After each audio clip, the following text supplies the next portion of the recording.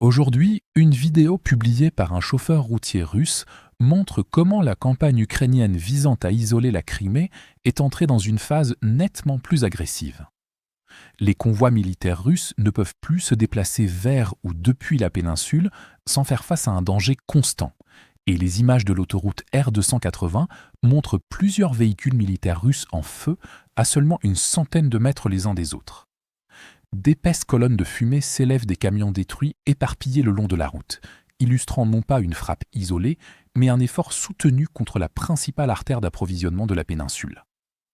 S'étendant de Rostov-sur-le-Don à travers le sud de l'Ukraine contrôlé par les Russes, l'autoroute était censée acheminer du carburant, des munitions, de l'équipement et du personnel vers la Crimée.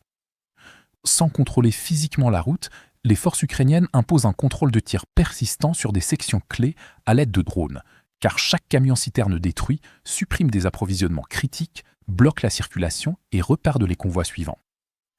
Une autre vidéo publiée par la 59e brigade des systèmes sans pilote d'Ukraine illustre davantage cette approche, montrant des drones traquant des cibles logistiques militaires à des distances allant jusqu'à 200 km, tout en évitant délibérément le trafic civil. Après que la Russie a commencé à dissimuler des cargaisons militaires sous forme de véhicules de fret ordinaires, les commandants ukrainiens ont réagi en déclarant chaque camion empruntant ces routes d'approvisionnement comme une cible militaire légitime, augmentant considérablement la pression sur la logistique russe.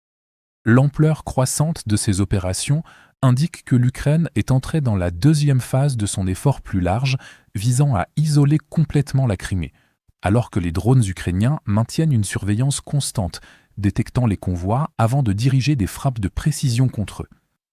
En conséquence, les principaux itinéraires russes passant par Tchongar, Henichesk, Armiansk et le pont de Kerch sont devenus de plus en plus dangereux pour les mouvements militaires russes.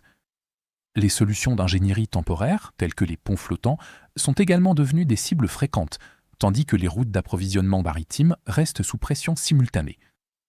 Cela signifie que la Russie éprouve de plus en plus de difficultés à faire tourner ses troupes, à transporter des munitions, à acheminer du carburant ou à renforcer la Crimée selon des calendriers prévisibles.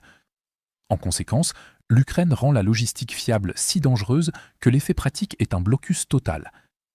Les événements des jours précédents renforcent l'isolement logistique de la Crimée, qui se resserre progressivement, avec des images récemment publiées par les régiments de drones ukrainiens démontrant à quel point ces opérations sont soigneusement planifiées.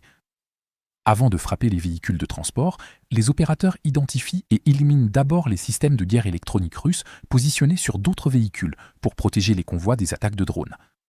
Une fois ceux-ci détruits, les drones de frappe, comme le Hornet, se déplacent méthodiquement à travers les colonnes restantes, frappant les camions les uns après les autres jusqu'à ce que les épaves en feu bloquent complètement les autoroutes. Les groupes de tir mobiles russes escortant les convois sont également pris pour cible, garantissant que les camions survivants restent exposés aux attaques ultérieures.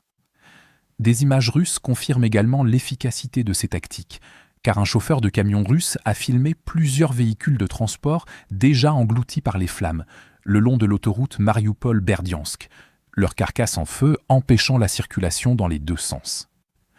Une autre vidéo russe capture une séquence encore plus dramatique, alors qu'un conducteur dépasse plusieurs camions détruits avant d'apercevoir un drone FPV ukrainien s'approchant rapidement de son propre véhicule. Quelques secondes plus tard, le drone frappe, le forçant à abandonner le camion immobilisé, tout en se plaignant que sa mission de livraison de fournitures aux bases russes ne peut plus continuer. Ces enregistrements de témoins oculaires russes démontrent comment les opérateurs ukrainiens ne se contentent pas de détruire des véhicules individuels, mais transforment systématiquement des itinéraires logistiques entiers en zones de destruction continue. Dans l'ensemble, l'effet cumulatif s'étend bien au-delà de la destruction immédiate visible dans chaque vidéo, car chaque frappe réussie réduit la capacité de transport et contraint les commandants russes à consacrer des véhicules et du personnel supplémentaires simplement pour protéger les futurs convois. Les routes bloquées pendant des heures par des camions en feu génèrent de longs embouteillages, créant des concentrations de cibles encore plus importantes pour des attaques de drones ultérieures. En coupant progressivement les flux fiables de transport routier, ferroviaire, de carburant et de renforts depuis la Russie continentale, les forces ukrainiennes transforment peu à peu la péninsule en une poche militaire isolée, étouffant les bases russes par une attrition logistique incessante et rendant chaque trajet vers ou depuis celle-ci plus dangereux, plus coûteux et, en fin de compte, de plus en plus insoutenable. Chaque reportage que vous regardez demande du temps, des recherches et beaucoup de travail pour être produit. En devenant membre de la chaîne, vous soutenez directement l'équipe et nous aidez à continuer à créer une couverture détaillée et indépendante.